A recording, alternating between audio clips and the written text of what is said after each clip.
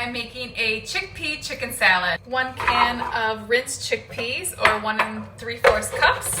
If you don't have a food processor, use a mashed potato masher or a fork and some arm strength. I'm gonna pulse these 5 times so they're broken down but not super broken down. Add the chickpeas to a mixing bowl. Add 1/2 of a red onion diced, 2 sticks of celery, 1 small diced apple. If you follow food combining, 100% leave the apple out, but it does add a little sweetness. Mix that up.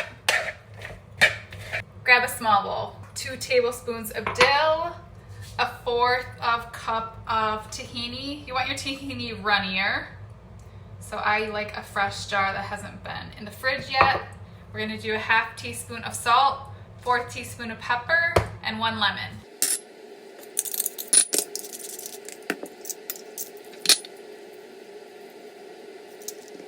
I added 1 more spoonful of tahini. You just want your tahini or sauce creamy. Now I'm just gonna mix this all together.